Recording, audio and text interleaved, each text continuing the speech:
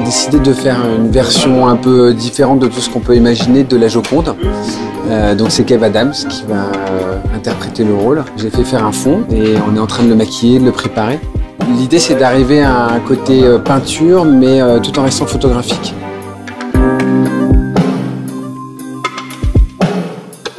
En fait, on a pris un faux crâne pour donner l'impression d'un grand front, parce que la Joconde avait dans le front, ce qui fait partie de ses caractéristiques.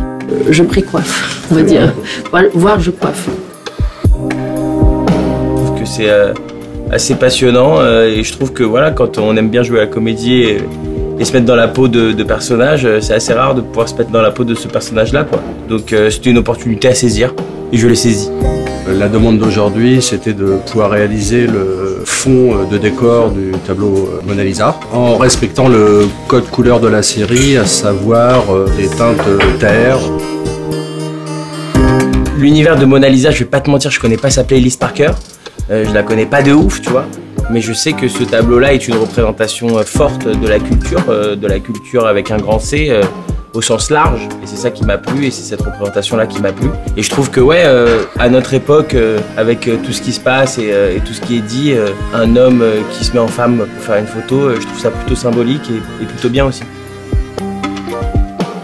Ouais, je connaissais et je trouve ça très très original, très stylé pour le coup, très moderne, et puis voilà, c'est une célébration de la culture, et avec un mix de différentes époques, de différents artistes, et avec une vision bien particulière qui est la sienne. Donc, très content de participer à ce travail. Je me sens bien, je me sens femme. Mais bon, c'est fun de se déguiser comme ça. Je dirais large, puisque je vois bien, j'aime la culture au sens large. Je dirais populaire aussi, ce qui rejoint ce premier mot, puisque j'aime la culture populaire, celle qui touche tout le monde.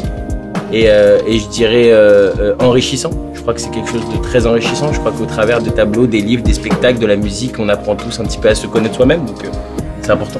On sort un tout petit peu de ce dont on a l'habitude de faire, c'est-à-dire juste du costume, et on rentre dans la peinture. La Joconde, c'est un tableau que tout le monde a déjà vu 100 fois, qu'on connaît tous par cœur. Et donc le réinterpréter, c'était une épreuve. L'idée étant évidemment d'avoir une petite pointe de décalage et d'avoir un espèce de sourire.